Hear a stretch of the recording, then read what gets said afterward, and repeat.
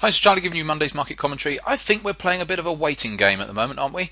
Until this shutdown in the US and the wrangling in Congress over there is sorted, these markets are probably going to continue to be quite difficult to predict what's actually going on. So I'm not going to go over too much here. I think we need to just wait until whatever news comes out, and then there'll probably be a huge amount of volatility. I thought we were going to have NFPs.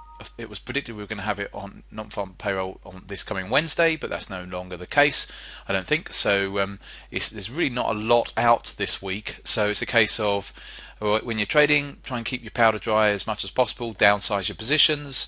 So if you're trading, play it fairly low and take it from there. So at the moment we're in this nice daily trend channel here on the euro dollar. I'd certainly be interested in the euro dollar as and when it does get down to its daily 21 moving average.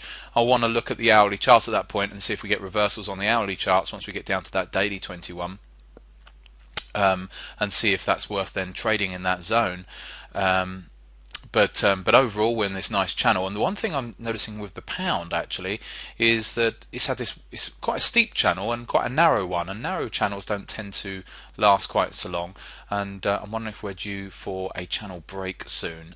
So we'll keep on watch this space on the pound dollar for a potential channel break, but overall, and then we've got Aussie dollar.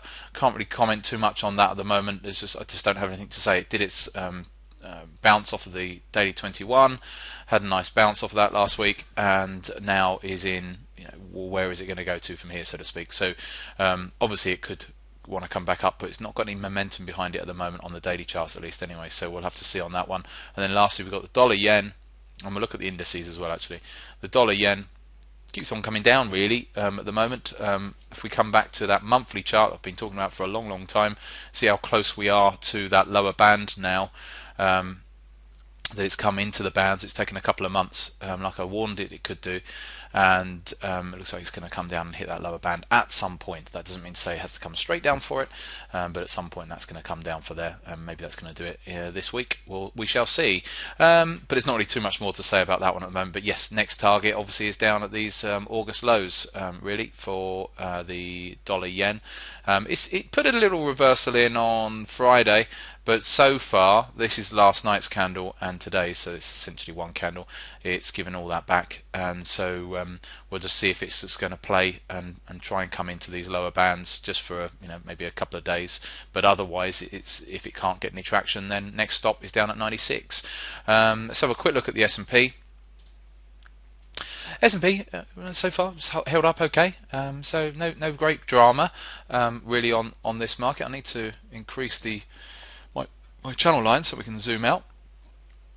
Still on this trend channel line at the moment, but until this news comes out, it's going to be very difficult to predict, like I said. But it's held on quite nicely here. What more is there to say? Well, I'll tell you what there is to say is that at some point all channels like to get broken, so at some point that would like to get broken to the downside. But for now, and I still have all those divergences in play in the background on the S&P, on the higher time frame charts, so weekly charts that is. So I've been looking at the potential for that weakness to come in at some point, and it certainly has come in to an extent. And it's just a case of where we go in, come up and put in maybe another marginal higher yet. I don't know. It depends on what happens in Congress, and then that could be the final high in this series, if it can do that. We're really just playing waiting game at the moment. So I'm going to stop babbling on. I shall leave you to it. Trade safe, and we'll be back in touch as we go through the week.